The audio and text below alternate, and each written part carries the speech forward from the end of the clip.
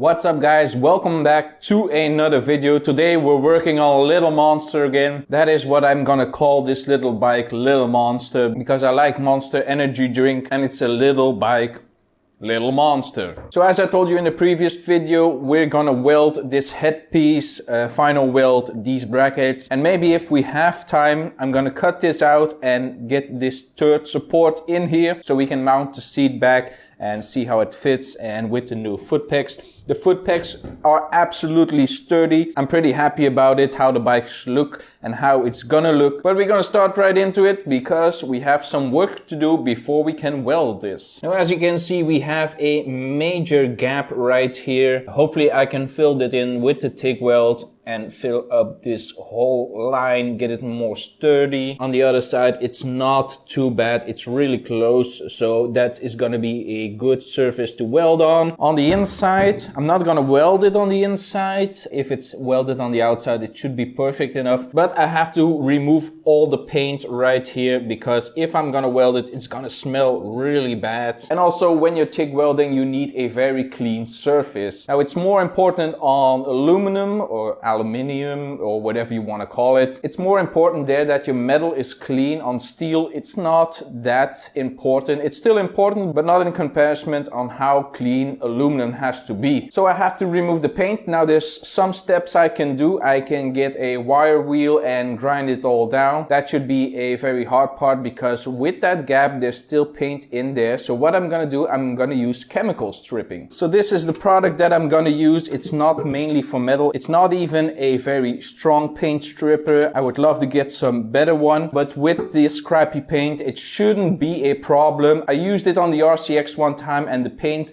got very brittle and I could wire wheel it much more easier. So I'm gonna put this on the area that I need to weld and then the metal should be clean enough. This is gonna take a little while so we can step over to something else.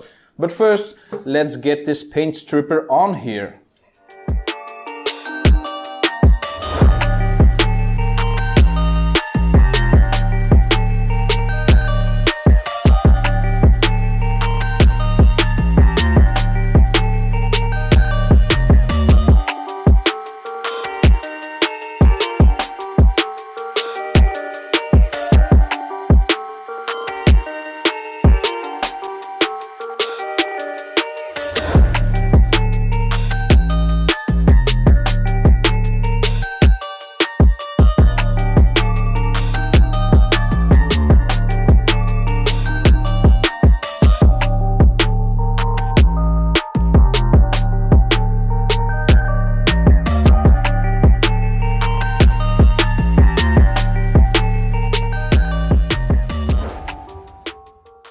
So I just put on the paint stripper like 5 minutes ago and it's already bubbling up. So I'm pretty sure I'm gonna get this metal totally clean.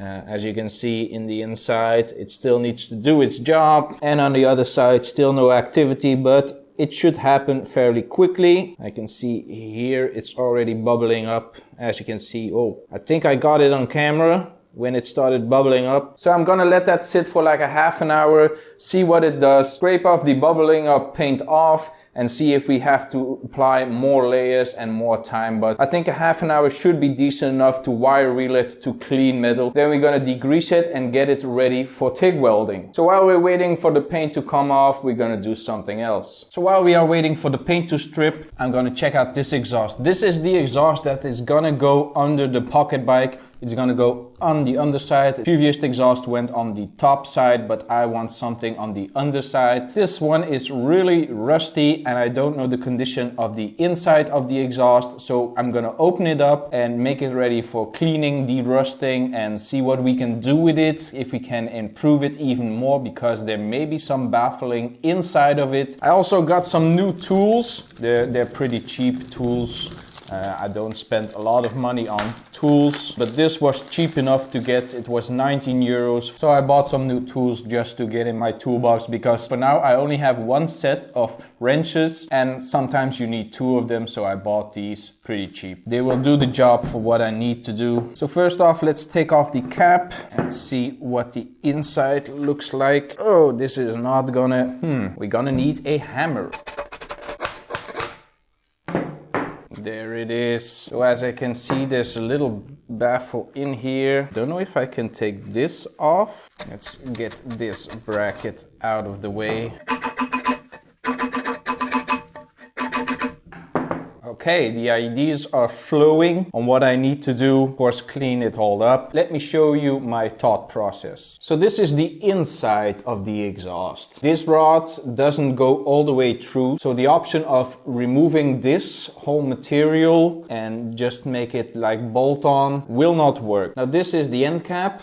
This is where the exhaust gas comes out. To put it on the bike, we have the rear wheel. Let me get a wheel. So we have a rear wheel right here. The exhaust will sit like this, and the exhaust will come out all the way around here, no problem. My idea to make it a little bit more fancier was to make a second pipe come out of here, and then it shoots in two directions right beside the tire. Now I could do that. There's a little material left right here that I can cut out and use to make the second pipe. I'm gonna have to make this a little bit more rounder. But now what to do? This tube is gonna go. I'm gonna take that off. It's mainly tack welded on there. So I'm gonna take that out, grind it all smooth, that it's one cup, so I can rotate this on the exhaust the way I want it. If I want the angle from the exhaust to go a little bit more like this, because now with the hole right here, I can only put it in one place, and that is this way. I cannot rotate it. So if this pipe is out of here, I can rotate it just the way I wanted it. But then we still have the whole baffling stuff like this. It's only coming from this hole. And what I'm thinking is remove this, the whole piece, the whole center piece, and then just weld it onto here. Make it a completely sealed, because everything is gonna be straight and the spacing of the exhaust tips will be the same. I'm gonna put them on the same angle. So if I weld it on there, it's not gonna be a problem. This exhaust is gonna be on the bike forever. Of course, I'm gonna have to clean it up a little bit. I don't know if I can weld this, because maybe if I weld this part right here all the way around, I could weld this and it looks pretty much the same. To get the bracket on, I'm just gonna loosen the nut and I can slide it over. Of course, I'm gonna clean up this bracket to make it nice and pretty again. It's a little bit stuck right now because I didn't loosen the whole bolt. So I'm gonna work on this a little bit, get it more cleaner. I'm not gonna do too much work on this. Maybe get this cap a little bit readier. I'm just winging it, guys. Hopefully it works out and it sounds good. So here is the exhaust, totally broken down. I grounded out the little tab that connects this end piece to the exhaust. So I'm pretty much dedicated to welding it on there. I also removed everything, so we have a nice tube. When you look in the inside, this tube runs pretty much to here, and that is where the other ideas are coming from. What should I do with this exhaust? Should I make it all nice and pretty, do the best job that I can do? So first of all, the end cap. What I need to do on this, I need to close up this hole. That is going to be pretty easy. Just weld a little bit and make it all nice and smooth. Maybe I'm going to weld it enough so it's pretty much round. I cut off a little piece from here. That is this right here. A small little tube. So my idea is to make the exhaust something like this. So it spits out on either side of the tire. I think that is gonna be pretty cool. So I'm gonna have to drill a hole, get this all aligned and get it all welded up. So on the cap itself, there's a lot of work. Close up, make it round, and put this tube in there. And that is pretty much what we need to do on this cap. Now, this exhaust, the other part, is a little bit more tricky. I cleaned up the metal and I saw that it was spot welded. So this means that we could have potential leaks around here. Now, is this important for a small engine like this? Not really. I want to make this exhaust look clean. Drill out these spot welds, remove the outer tube and cut down this tube, maybe around here or whatever, so it doesn't blow straight into these pipes. Maybe cut it down, weld the plate on the small tube in there, drill small holes so the exhaust gas goes in here, bumps into the plate that I'm gonna weld inside of here, spits out, resonates right here and then goes out. Now, is this good exhaust building? Probably not. I'm not pretty familiar with how to build exhaust. I know there's all kinds of formulas you can use to get a better exhaust and a better performing exhaust. But for this bike, is it really necessary to do that stuff?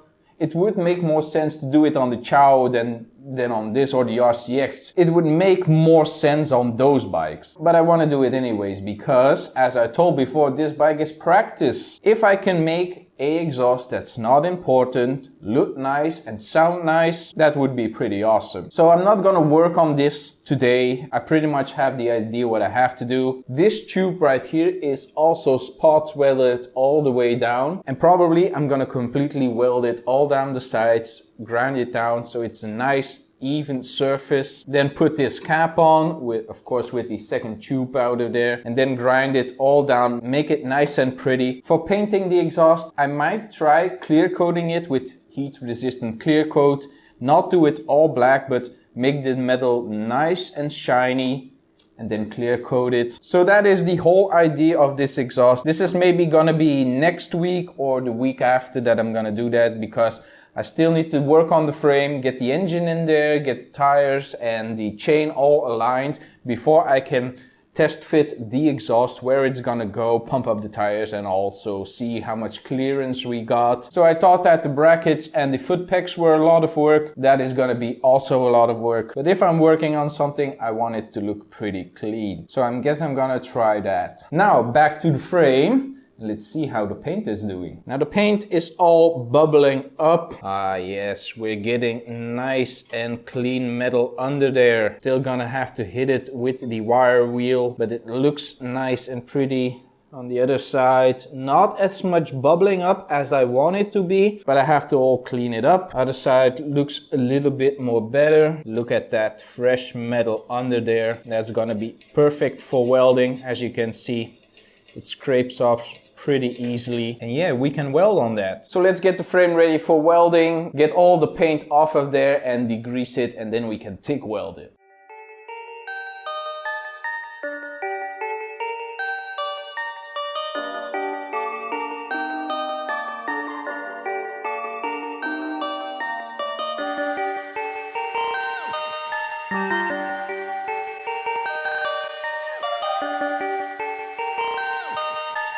Perfect, perfect, perfect,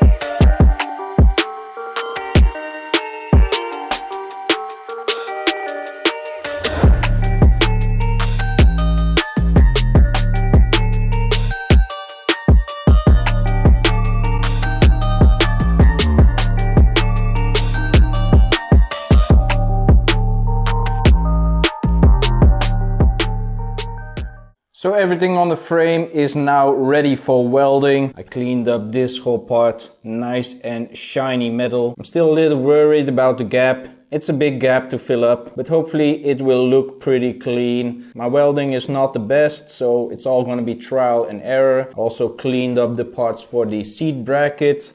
Those need to be final welded. This part shouldn't be too hard, it's pretty close to it. Now because this metal is very thin, I'm gonna do it alternating. I'm gonna weld a little piece right here, and then I flip the frame, weld that so this can cool off, and alternate left, right, left, right, left, right until I get to the end. Hopefully the frame doesn't distort too much, or the metal should be fine. But yeah, I'm gonna be happy when it's all welded up. It looks pretty clean right now. I'm pretty happy. Hopefully the welds work out. I'm not a perfect welder.